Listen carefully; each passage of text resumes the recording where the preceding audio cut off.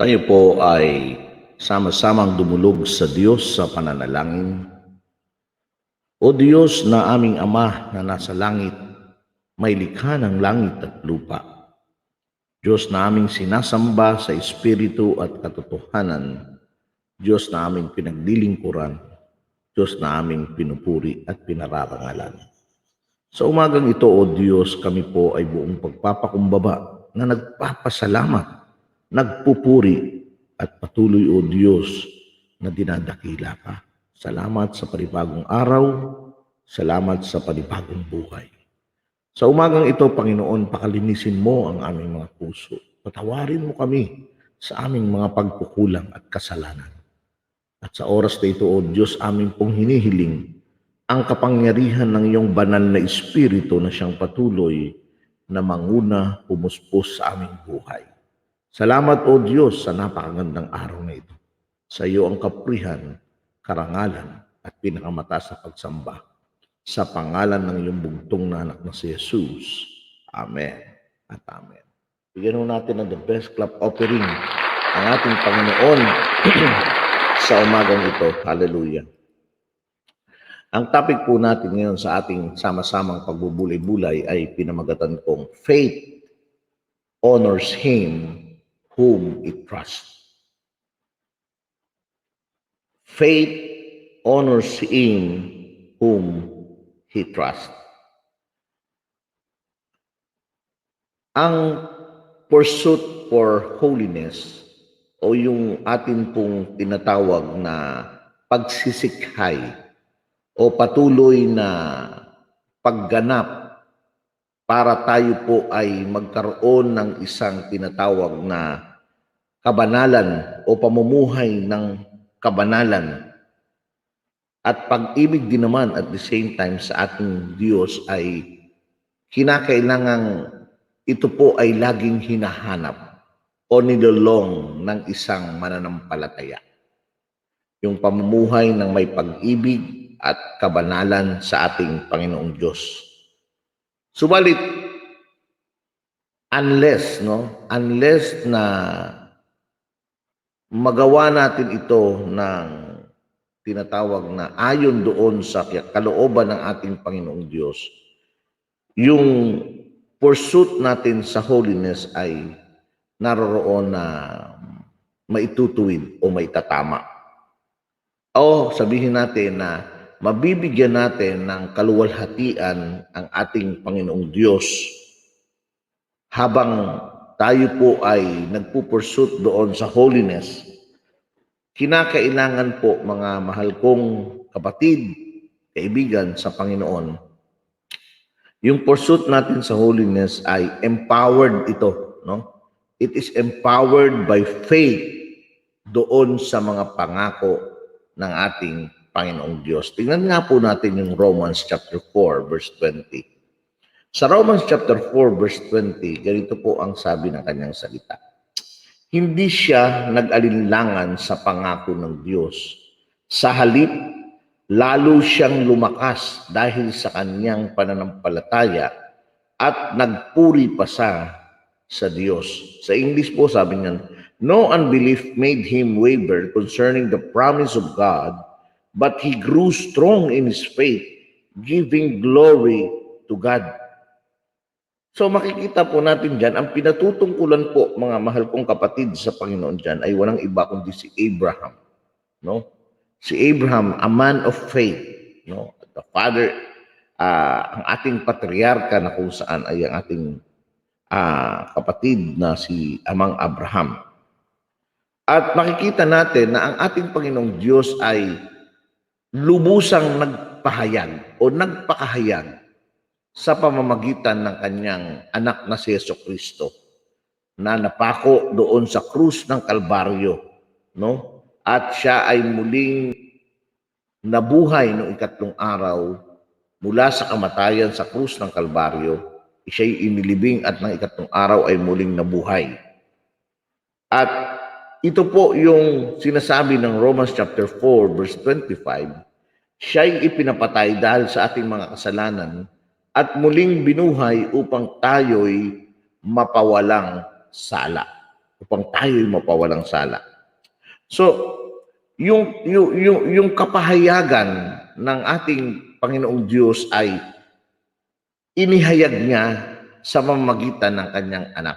Kaya nga ang sabi po doon sa isang talata na kung saan ay alam na alam natin, ang salita, sabi doon, ang salita ay nagkatawang tao.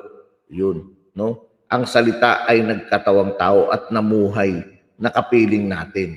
Dahil ang katotohanan, kung siya ay mananatiling Diyos na hindi nakikita, hindi ho natin siya mauunawaan. Hindi natin malalaman kung ano yung kanyang nais, yung kanyang kalooban. At dahil doon ay naroon na, sabi nga, bagamat siya'y Diyos ay nilimitahan niya yung kanyang sarili at siya ay namuhay katulad ng alipin o katulad ng isang tao. At doon po sa bagay na yun, yung ideya, no? Yung ideya, no? Yung ideya ng Diyos o yung kaisipan ng Diyos ay ipinahayag sa pamamagitan ng kanyang anak. Ayun. So, ibig sabihin kung anuman ang nais ng Diyos, kung anuman ang saloobin ng Diyos, ay naroroon sa kanyang anak. Ang anak ang siyang nag-aaktwal kung anuman ang damdamin o kalooban ng Diyos Ama. Kaya dito makikita natin na kung saan ay pinatotohanan ito ng salita ng ating Panginoong Diyos na ang ating pagiging matuwid, ang katuwiran, ang sanctification, ang justification, ang glorification, lahat ng masasabi natin, lahat ng pangako ng Diyos ay naroroon na ipinahayag sa pamamagitan ng kanyang bugtong na anak na si Jesus. So ang kinakailangan na lamang natin gawin ay yakapin ito, pagtiwalaan ito, paniwalaan ito, manampalataya doon sa tinatawag na pangako ng Diyos sa pamamagitan ng kanyang bugtong na anak na si Jesus. No? Makikita natin na nang ginawa ito ng ating Panginoong Diyos sa pamamagitan ng kanyang anak na si Jesus, ito po ay hindi basta-basta. Ito po ay ibinuwis niya, ibinigay niya ang kanyang buhay doon sa krus ng Kalbaryo. Binili tayo sa sinasabi nga ng Bible, binili tayo sa mahal na dugo ng Panginoong Jesucristo. So kung titingnan po natin, mga kaibigan, mga mahal kong kapatid sa Panginoon, yung saloobin ng Diyos, yung kalooban ng Diyos na ngayon ay nakapahayag doon kay sa ating Panginoong Jesucristo, yun po yung ating pagtitiwalaan. Yun po yung ating pananampalatayanan. Doon po tayo mag-embrace, doon po tayo yayakap. At kung paanong sinasabi na, kung paanong makikita natin, doon po ang ating Diyos ay mabibigyan ng karangalan. Doon po siya mag-glorified, ang ating Panginoong Diyos. Kapag tayo po ay nagtitiwala, kapag tayo po ay naniniwala doon sa pangako ng ating Panginoong Diyos sa pamamagitan ng kanyang anak na si Jesus, at sa tuwing tayo po ay nagpapakumbaba, yun. Kapag tayo po ay nagpapakumbaba na kung saan sa panahon ng ating kahinaan, sa panahon ng ating pagbagsak, sa panahon na kung saan ay talagang alam natin sa ating sarili na malibang wala si Jesucristo sa buhay natin, tayo po ay walang magagawa, doon po nabibigyan ng karangalan ang ating Panginoon Diyos. Come on, give it the best clap offering sa Lord. At kapag ang ating kaisipan ay naroroon na tayo po'y nagtitiwala, tayo po'y nananampalataya doon sa future grace, doon sa biyaya na tatanggapin natin sa panghinaharap, ay doon po tayo lumalakad. Ibig sabihin, doon tayo nakatutok eh. Doon, yung isipan natin ay nakapokus doon sa mangyayari sa panghinaharap. At kapag ginagawa natin na tayo ay nakapokus doon sa mangyayari sa panghinaharap o sa eternity, nagtitiwala tayo doon dahil imposible naman po paano tayo makalakad ng mayroong katuwiran, ng mayroong kabanalan o ng pagsunod sa kalooban ng Panginoon nang hindi natin tinitingnan at pinagtitiwalaan yung pangako ng Diyos. Amen po ba? So, dahil tayo po ay nagtitiwala doon sa pangako ng ating Panginoong Diyos, naniniwala tayo at nagtitiwala tayo, yun po yung sinasabi ng Romans 4:20. Hindi siya nag-alinlangan sa pangako ng Diyos. Sa halip, lalo siyang lumakas dahil sa kanyang pananampalataya at nagpuri pa sa Diyos. Ang ating amang Abraham ay nanghawakan sa mga pangako ng Diyos na kung saan ay inihayag sa kanya ng ating amang Diyos, ni Yahweh. Inihayag sa kanya yun. Maraming mga pinagdaanang karanasan si Abraham na kung saan ay nagsasalita ang Diyos sa kanya. Napapakinggan niya ang salita ng ating Panginoong Diyos at maraming pangako sa kanya ang ating Panginoong Diyos. At ang isa na nga doon ang sabi ng Panginoong Diyos sa kanya, kung nakikita mo ang mga buhangin na yan, ganyan magiging kasing dami ang iyong angkan. Kung nakikita mo yung bituin na yan, ganyan magiging kasing dami ang iyong angkan. So, in reality, parang ang hirap paniwalaan dahil matanda na siya, matanda na rin si Saki. Pero nanghawakan siya, nagtiwala siya, nanampalataya siya doon sa salita ng ating Panginoon, ng ating Diyos. Kaya yan yung dinidescribe ni Apostol Pablo, na kung saan sinasabi doon, hindi siya nag-alinlangan sa pangako ng Diyos. Sino ang hindi nag-alinlangan sa pangako ng Diyos? Si Abraham. At kapag hindi ka nag-alinlangan sa pangako ng Diyos, ang magiging resulta nito sa buhay mo, sa halip lalo siyang lumakas dahil sa kanyang pananampalataya at nagpuri siya sa Diyos. Ang resulta ng isang pananampalataya o ang resulta ng isang hindi nag-aalinlangan sa pangako ng ating Panginoong Diyos ay ano? Ano po, Pastor? Lalong lumalakas ang iyong pananampalataya. Come on, give him the best clap. Kapag nagtitiwala tayo sa mga pangako ng ating Panginoon, naroroon po na lalong titibay, lalong lalakas ang ating pananampalataya. At kapag ganoon ang mangyari, ang sabi ng banal na kasulatan, ano mangyayari? Lalo pong sabi doon, magbibigay ito ng kaluwalhatian, ng karangalan sa Diyos ng mga Diyos at Hari ng mga Hari. Ito po yung sinasabi ko kanina na kung saan magbibigay ng karangalan sa ating Diyos. He grew strong in his faith. And because of that, it gives glory to God. Ang pananampalataya sa mga pangako ng ating Panginoon ang siyang nagbibigay ng karangalan sa ating Panginoong Diyos. As supremely wise and strong and good and trustworthy, siyempre makikita ng ama yun itong anak ko talaga, grabe. Talagang ako, sa akin siya nagtitiwala. Itong anak ko na to, talagang wala siyang ibang ginagawa, kundi talagang tumutok doon sa mga pangako ko. Siya nagtitiwala talaga sa akin. Ako'y trustworthy. Ako ay sustainer. Ako'y makapangyarihan. So because of that, yung karangalan ng Diyos ay mas higit na nabibigyan natin ng kaluwalhatian at karangalan ang ating Panginoon. So unless we learn, maliban na tayo po ay matuto kung paano mamuhay sa pananampalataya sa mga pangako ng Diyos sa panghinaharap, hindi po tayo makakapag-perform ng mga bagay na magbibigay ng karangalan sa ating Panginoong Diyos. Ulitin ko po yun, mahalaga yun. Ang sabi ko kanina, maliban na tayo po ay matuto na mamuhay sa pananampalataya, ay hindi po tayo magbibigay ng anumang galaw, kilos o trabaho na magbibigay ng karangalan sa Diyos. Totoo po yun. Dahil ang mangyayari doon, masesentro po yung ating sarili sa bagay na mga ginagawa natin. Lalabas na yung abilidad mo, yung kagalingan mo, yung talino mo. Yun ang doon ka masesentro. Kaya di ba maraming mga tao ang nagsasabi na ako naman ang kumikilos ako naman ang gumagawa asan ang Diyos doon. Di ba?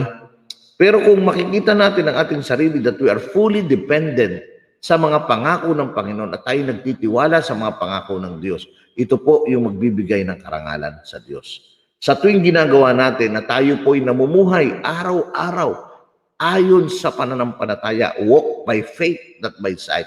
In this journey of life, tayo po'y nagtitiwala sa pangako ng Diyos, nangahawakan sa pangako ng Diyos, especially sa panahon natin ngayong pandemya. Sino sa inyo ang nangahawakan sa mga pangako ng Panginoon? Sino sa atin ang nangahawakan sa mga pangako ng Panginoon? Walang katiyakan ang araw. Walang katiyakan ang bukas. Hindi natin alam kung kailan matatapos ito. Hindi natin alam kung tayo dadapuan ito. Hindi natin alam kung ikaw ay magpapa-inject, magpapabakuna, gagaling ka na ba? Okay na ba? Assured ka na ba? I don't think so. Kung hindi ka magpapabakuna, are you, tiyak mo ba yung sarili mo? I don't think so. Pero isa lang ang alam ko. Isa lang ang alam ko. Magpabakuna man ako, hindi man ako magpabakuna, mawala man o hindi man mawala ang pandemya, mananatili akong mga hawakan sa pangako ng Diyos. Magtitiwala ako, mananampalataya ako na kapag ako ay nanghawakan sa mga pangako ng Diyos, payapa ako at may katiyakan ako ng aking kaligtasan. Come on, give him the best clap of it. At tiyak ko na ito yung magbibigay ng karangalan at kaluwalhatian sa ating Panginoon.